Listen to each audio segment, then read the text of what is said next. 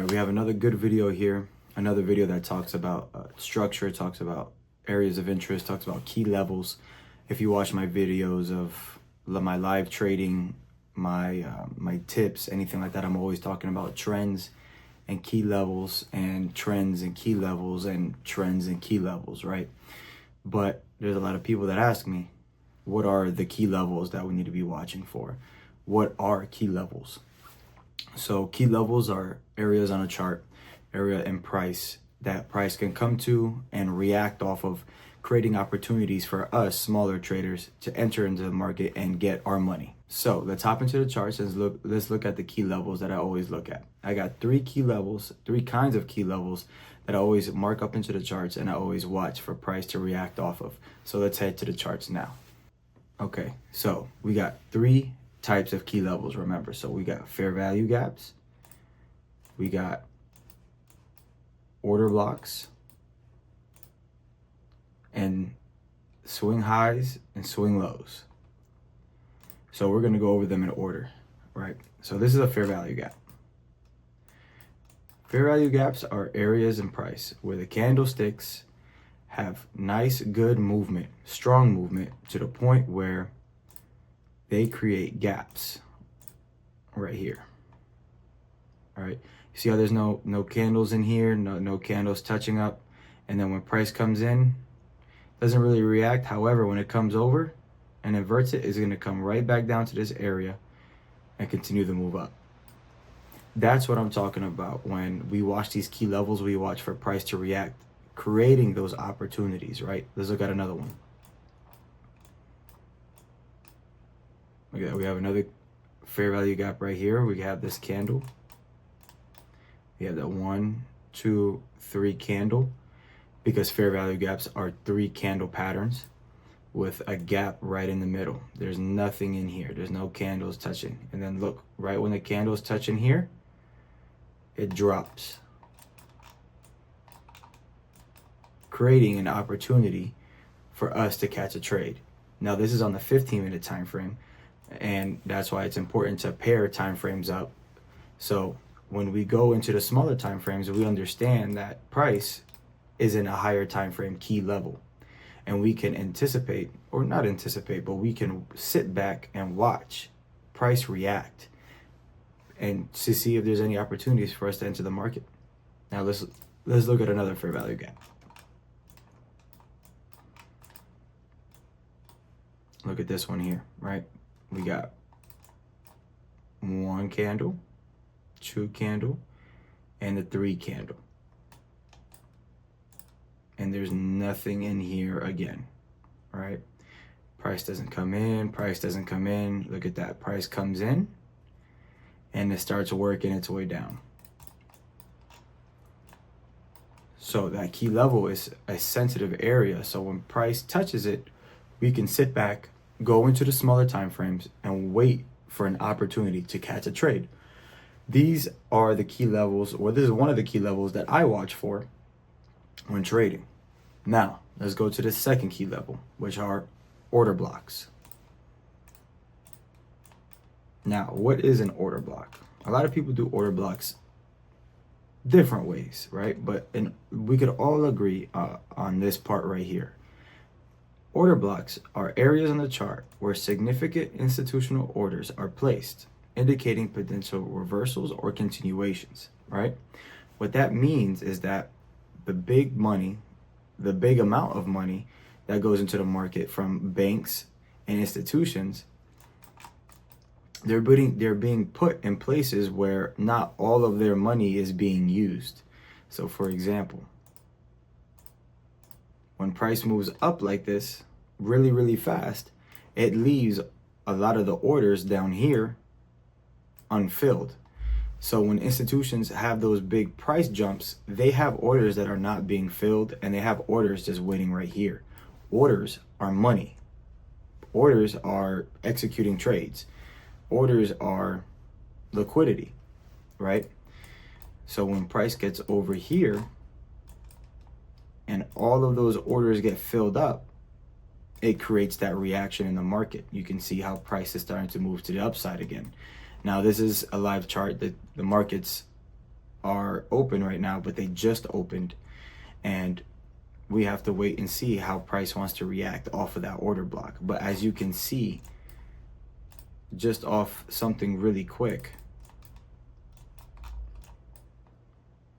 look at that reaction. So you already know that area was sensitive. That area was waiting to be tapped. Now let's look at another order block.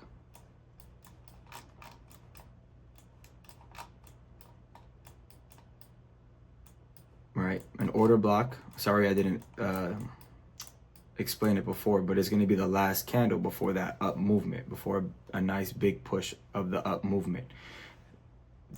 For like this candle, for example, the last candle before it pushed up, right?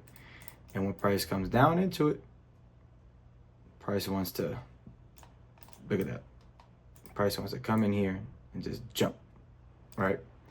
And now, this leads me to my second tip of the order block. Any key level can be used inverted. Look at this. Now you drag it out, price comes in, and you already tell that price wants to move. So if this inverts the order block, you can have that as an extra confluence in your trade. So if you didn't want to go bearish and you wanted to go bullish, you can see this order block being inverted, and you can say, yep, we can continue to move up a little bit more. All right, that's just an extra tip for you. Now let's look at another order block. All right. The previous candles. It could be candle and it could be candles, but it have to be a series of candles. Like for example, it's these two candles and not all of these candles, because you have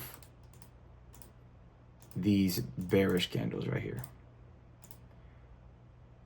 Right, so it's always going to be the immediate candles before the big push. And in this case, it's these two candles. Right, so there's nothing here, nothing here. Boom, right when price touches these candles or this order block, you get a nice reaction, right? Comes back up, nice reaction, right? So that was an area where the order block was valid, where you could have used it to catch some opportunities, and you could have used it to make some money, right? Now we'll go to the third key level, highs and lows.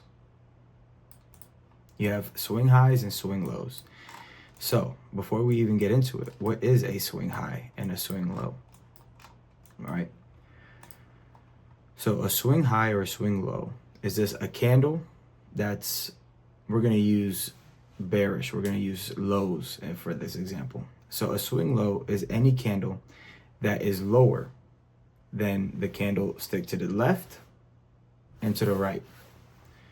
So when we look at here, this is the lowest point. Oh no, I don't want to use that one. So this is the lowest point, right? There's no point on the left side that is lower and no point on the right side that is lower. So that's a swing low. Now, if you really want to get, this is a swing low. We're just gonna point out swing lows so we can get up right here. This right here is a swing low. This technically is a swing low because it's lower than this one and the one to the left of it. This is a swing low because it's lower than left and right of it. And let's go to swing highs now. Swing high, higher than the candle to the left of it and to the right of it. Swing high, because it's higher than the candle left of it and to the right of it, and so on and so forth, any time frame. So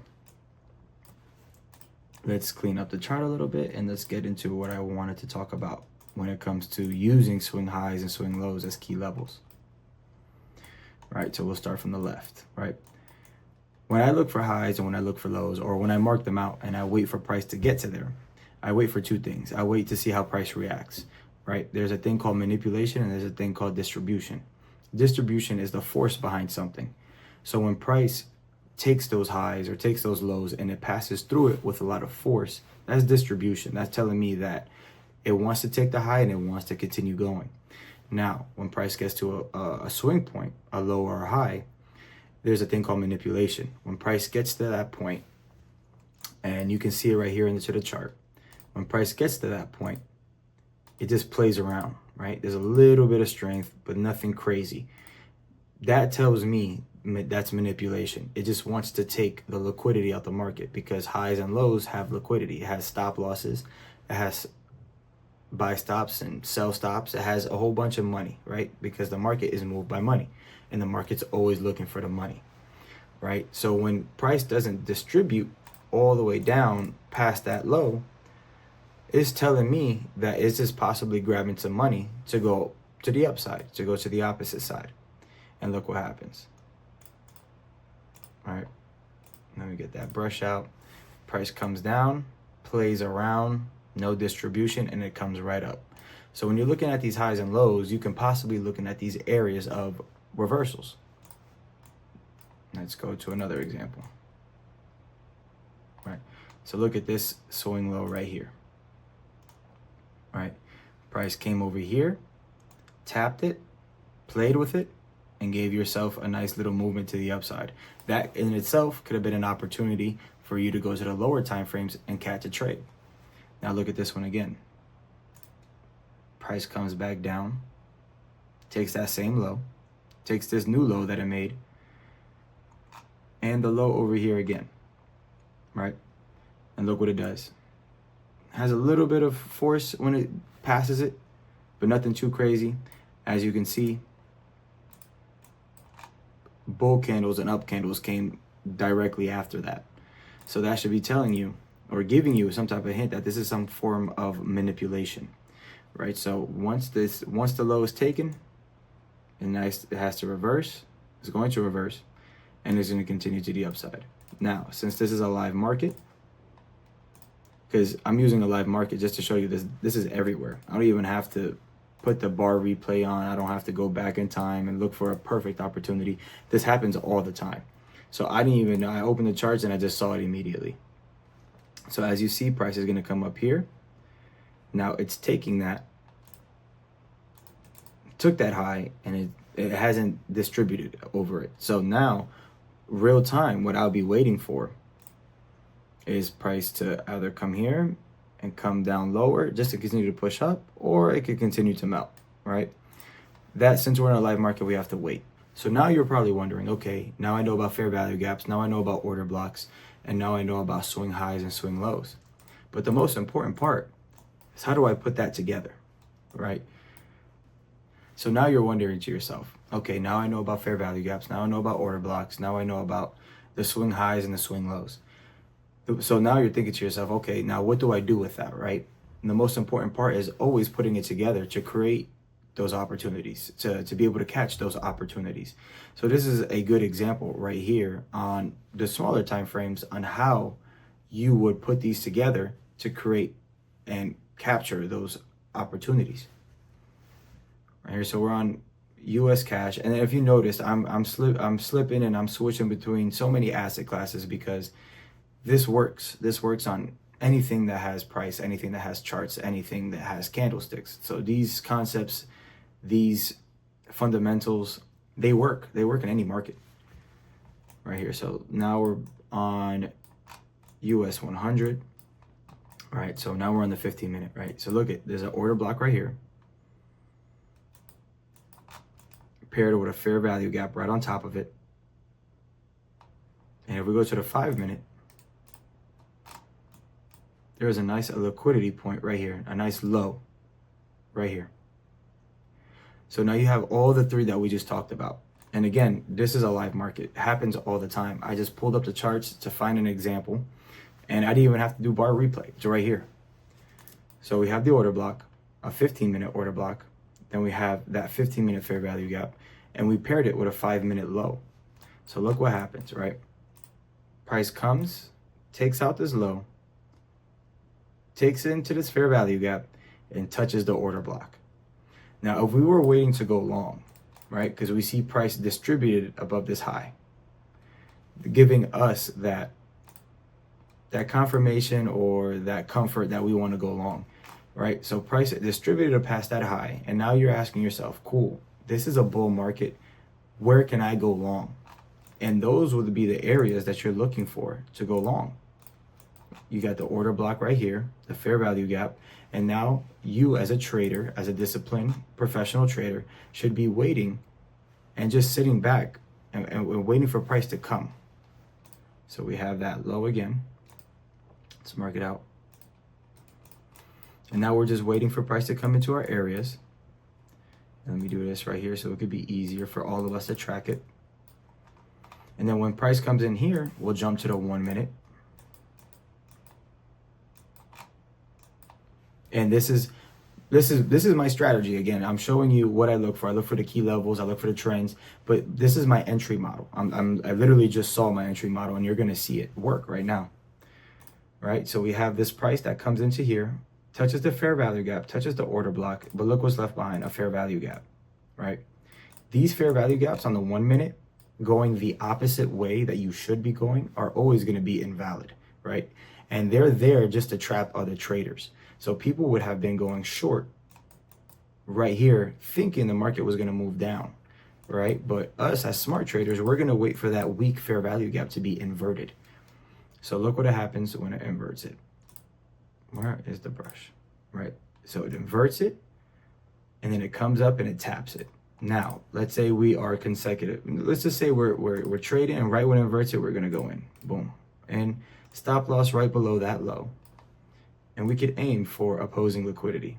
Actually, let's be realistic. I always aim for the 1 to 6. So this is my strategy. So I'll just show you straight up. We aim for the 1 to 6. And look at that. Beautiful trade. Now, if you want to aim for the opposing liquidity, let's see if it would have worked out. Look at that. Beautiful trade. It's like clockwork.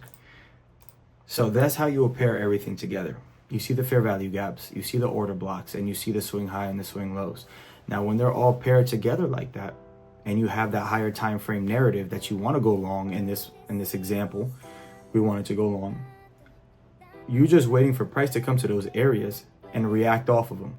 Because once they react, you could come down to the smaller time frames like we just did and find that opportunity to get your money.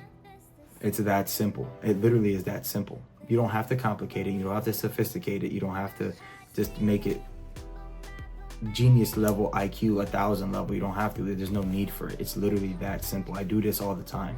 So thank you for watching, guys. I appreciate you guys watching this. It shows me that you want to get better. It shows me that you want to make money. It shows me that you're out here hustling, because life is hard. We're all just trying to make it. So again, if you have any questions, anything that's confusing you, please reach out to me, comments. I have my socials in my about section. Just go there, hit me up. I'm here for you guys. I want to help out. I'm trying to make it, and I want to bring as many people with me. So again, thank you for watching the video. Thank you for the support. If you haven't, so go ahead, subscribe, because I have a lot more videos coming out and a lot more helpful insights to help you and your trading and every day. Thank you so much.